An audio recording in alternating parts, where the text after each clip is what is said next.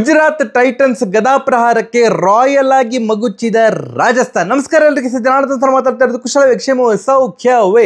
Welcome back to Ganesh Karanth cricket talks YouTube channel.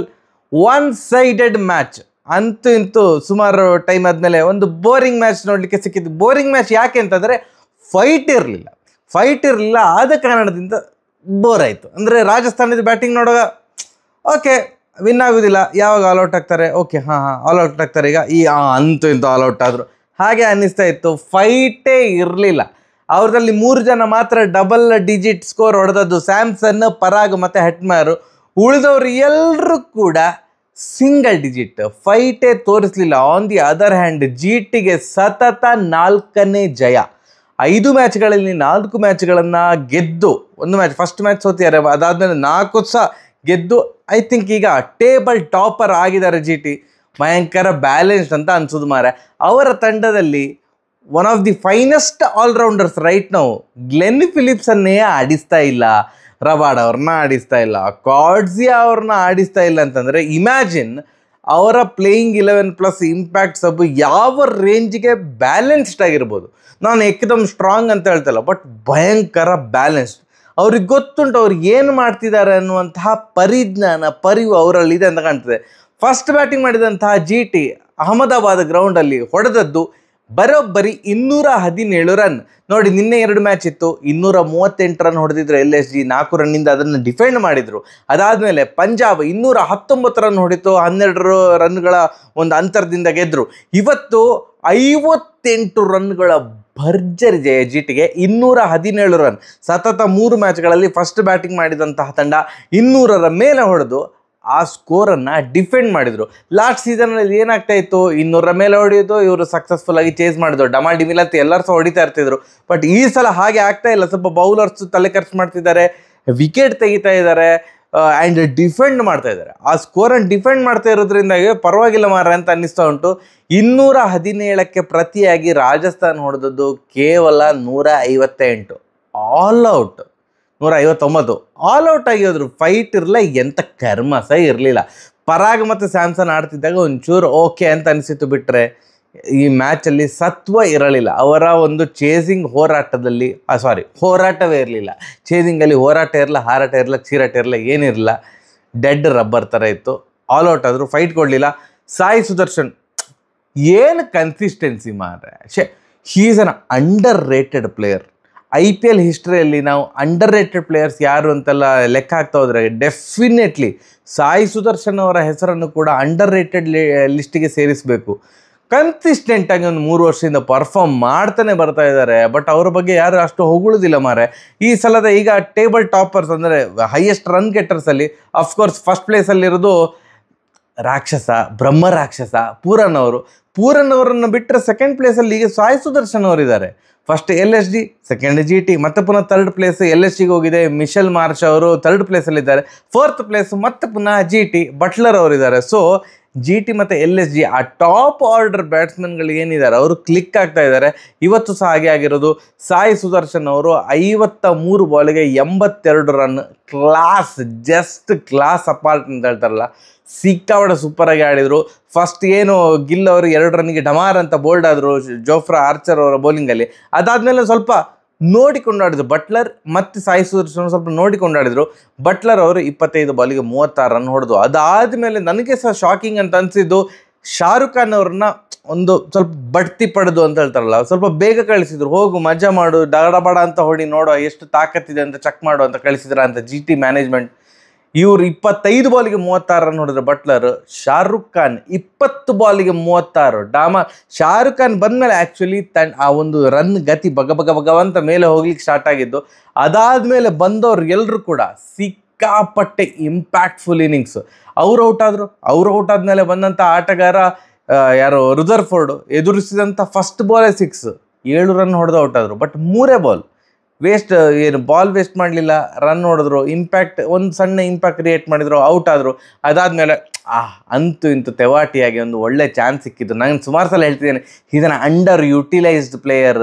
Rinku Singh ಅವರನ್ನು ಸಹ ಈಗ ಸ್ವಲ್ಪ ಹಾಗೆ ಮಾಡ್ತಿದ್ದಾರೆ, ಕರೆಕ್ಟಾಗಿ ಯುಟಿಲೈಸ್ ಮಾಡಿಕೊಳ್ತಾ ಇಲ್ಲ.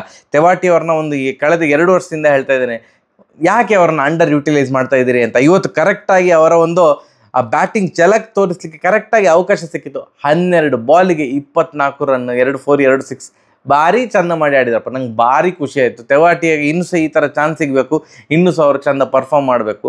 ಆ ಮನುಷ್ಯನಲ್ಲಿ ಅದೊಂದು ಏನೋ ಒಂದು ಉಂಟು ಮಾರ, ನಂಗೆ ಖುಷಿ ಆಗ್ತದೆ. ಅವ್ರು ಸೂಪರಾಗಿ ಆಡಿದರು. ರಾಶಿದ್ ಖಾನ್ ಅವ್ರದ್ದೊಂದು ಮಜಾ ಇತ್ತು ಮಾರ. 4 ಬಾಲಿಗೆ 12 ರನ್ ಹೊಡೆದು ಔಟ್ ಆದರು. ಫಸ್ಟ್ ಬಾಲೇ ಡಮಾರ್ ಅಂತ ಮುಂದೆ ಬಂದು 6 ಹೊಡೆದ್ರು. ನೆಕ್ಸ್ಟ್ ಬಾಲ್ ಅದಂತ ಈಗೇನು ಶಾರ್ಟ್ ಹೊಡೆದಕ್ಕೆ ಹೋಗಿ ಅದು ಎಲ್ಲಿಯೋ ಹೊಡಿಲಿಕ್ಕೆ ಹೋಗಿದ್ದು, ಅದು ಎಲ್ಲಿಯೋ ಹೋಯಿತು, ಒಟ್ಟಿನಲ್ಲಿ 4 ಹೋಯಿತು. ಇನ್ನೊಂದು ಔಟ್ ಆದ ಬಾಲ್ಸ್ ಹಾಗೆ ನೋ ಲುಕ್ ಶಾರ್ಟಲ್ಲಿ ಏನೋ ಈಗ ಹೊಡಿಲಿಕ್ಕೆ ಹೋದರು, ಅದು ಕರೆಕ್ಟಾಗಿ ಕನೆಕ್ಟ್ ಆಗಲಿಲ್ಲ. ಜೈಸ್ವಾಲ್ ಅವರು ಭಾರಿ ಚಂದದ ಕ್ಯಾಚ್ ಹಿಡಿದ್ರು. ಕೊನೆಗೆ ಹೀಗೆ ಒಟ್ಟು 20 ಓವರಿಗೆ 217 ರನ್. ನೀವು ಅಂದ್ಕೊಳ್ಬೋದು ಏನು ಬರೀ ಸಾಯಿ ಸುದರ್ಶನ್ ಮಾತ್ರ 50 ಹೊಡೆದದ, ಮತ್ತೆ ಯಾರು ಹೊಡಿಲ್ಲ. 2 50 ಬಂದಿದೆಯಲ್ಲ RRರಿಂದ. ತುಷಾರ್ ದೇಶಪಾಂಡೆ ಅವರು 4 ಓವರಿಗೆ 53 ರನ್ ಬಿಟ್ಟುಕೊಟ್ರು. ಅದ್ಭುತವಾಗಿರುವಂತಹ ಅರ್ಧಶತಕ. ಮತ್ತು ತೀಕ್ಷ್ಣ ಅವರಿಗೆ ಬೇಜಾರಾಗಬಾರ್ದಲ್ವ, ತೀಕ್ಷ್ಣ ಅವರು ಕೂಡ ಹಾಗೆ 4 ಓವರಿಗೆ 54 ರನ್ ಬಿಟ್ಟುಕೊಟ್ರು, 1 ರನ್ ಜಾಸ್ತಿ. ಅವರಿಬ್ಬರು ಸೂಪರಾಗಿ ಒಂದು ಅರ್ಧಶತಕ ದಾಖಲಿಸಿದರು. ಆ್ಯಂಡ್ 218 ರನ್ ಸಿರಾಜ್ ಅಣ್ಣ, ಪ್ರಸೀದ್ ಕೃಷ್ಣ, ಸಾಯಿ ಕಿಶೋರು, ರಾಶಿದ್ ಖಾನು ಇವರೆಲ್ಲ ಇರುವಂತಹ ಬೌಲಿಂಗ್ ಅಟ್ಯಾಕ್ ಎದುರು ಅದು ಕಷ್ಟವೇ ಚೇಸ್ ಮಾಡೋದು. ಅದನ್ನು ಪ್ರೂವ್ ಮಾಡಿದವರು RR. ಇದು ನಮಗೆ ಕಷ್ಟ, ಇದಾಗೋದಿಲ್ಲ ಅಂತ.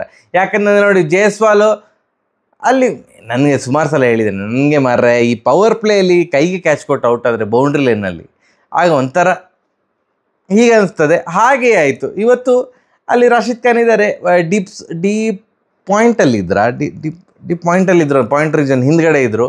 ಅಲ್ಲಿ ಕ್ಯಾಚ್ ಕೊಟ್ಟು ಔಟ್ ಆದರು. ಕ್ಯಾಚ್ ಕೊಟ್ಟು ಔಟ್ ಆದಮೇಲೆ ಶಾಕಲ್ಲಿ ನೋಡ್ತಾ ಇದ್ದಾರೆ, ಅಣ್ಣ ನೀನೇ ಕ್ಯಾಚ್ ಕೊಟ್ಟು ಔಟ್ ಆದದ್ದು, ಈಗ ಯಾಕೆ ಶಾಕಲ್ಲಿ ನೋಡ್ತಾ ಇರೋದು. ಆ್ಯಂಡ್ ನಿತೀಶ್ ರಾಣಾ ಕೂಡ ಹಾಗೆ 2 ವಿಕೆಟ್ ತೆಗೆದು ಸಹ ಸಿರಾಜ್ ಅಣ್ಣ ಪವರ್ ಪ್ಲೇಯಲ್ಲಿ. ನಿತೀಶ್ ರಾಣಾ ಅಪ್ಪರ್ ಕಟ್ ಹೊಡೆದಕ್ಕೆ ಹೋದರು. ಯಾಕೆ ಅಪ್ಪರ್ ಕಟ್? ಅಲ್ಲಿ ಥರ್ಡ್ ಮ್ಯಾನ್ ಇದ್ದಾನಲ್ಲ, ಅಲ್ಲಿ ಥರ್ಡ್ ಮ್ಯಾನಲ್ಲಿ ಒಬ್ಬ ನಿಂತ್ಕೊಂಡಿದ್ದಾನೆ. ಶಾರ್ಟ್ ಥರ್ಡ್ ಮ್ಯಾನ್ ಅಲ್ಲ, ಡೀಪ್ ಥರ್ಡ್ ಮ್ಯಾನಲ್ಲಿ ಇರುವಾಗ ಅಪ್ಪರ್ ಕಟ್ ಯಾಕೆ ಬೇಕು? ಅಪ್ಪರ್ ಕಟ್ ಹೊಡೆದಕ್ಕೆ ಹೋಗಿ ಕೈಗೆ ಕ್ಯಾಚ್ ಕೊಟ್ಟು ಔಟ್ ಆದರು. ಅದಾದಮೇಲೆ ಪರಾಗ್ ಮತ್ತು ಸ್ಯಾಮ್ಸನ್ ಆಡುವಾಗ, ಎಸ್ಪೆಷಲಿ ಪರಾಗ್ ಆಡುವಾಗ ವಾವ್ ಮ್ಯಾನ್, ಸಖತ್ 3 6 ಹೊಡೆದ್ರು. ಭಾರಿ ಚಂದದ 6 ಮಾರೆ, ಡೌಟೇ ಇಲ್ಲ. ಅದರಲ್ಲಿ ಸಹ ಒಂದು 2 6 ಒಂಥರ ಫ್ಲಿಕ್ ಥರ ಏನೋ ಸ್ವ್ಯಾಗ್ ಉಂಟು. ಎಂಥದ್ದು ಹೇಳಿ, ಒಂಥರ ಸ್ವ್ಯಾಗ್ ಉಂಟು. ಸಿಕ್ಕಾಪಟ್ಟೆ ಚೆನ್ನಾಗಿ ಆಡಿದರು. ಬಟ್ ಅವ್ರು ಔಟ್ ಆದಮೇಲೆ, ಅವ್ರು 16 ಬಾಲಿಗೆ 24 ರನ್ ಹೊಡೆದು ಔಟ್ ಆದಮೇಲೆ ಧ್ರುವ್ ಜುರೇಲ್ ಅವರು ಸಿಂಗಲ್ ಡಿಜಿಟ್.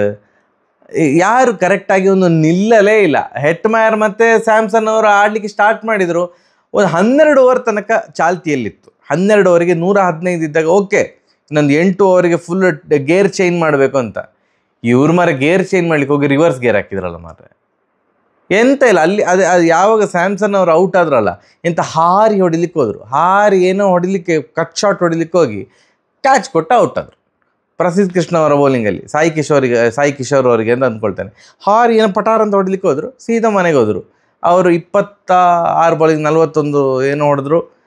ಚೆನ್ನಾಗಿ ಆಡಿದ, ಅವ್ರು ಚೆನ್ನಾಗಿ ಆಡಿದ್ದಾರೆ, ಇಲ್ಲ ಅಂತ ಹೇಳೋದಿಲ್ಲ. ಬಟ್ ಅದು ತಂಡ ವಿನ್ ಆಗಲಿಕ್ಕೆ ತುಂಬ ದೊಡ್ಡ ಇನ್ನಿಂಗ್ಸ್ ಬೇಕಿತ್ತು ಸ್ಯಾಮ್ಸನ್ ಅವರ ಕಡೆಯಿಂದ. ಹೆಟ್ಮೈರ್ ಅವರೊಂದು ಅರ್ಧಶತಕ ದಾಖಲಿಸಿದರು. 32 ಬಾಲ್ 52, 50 ಹೊಡೆದ್ರು.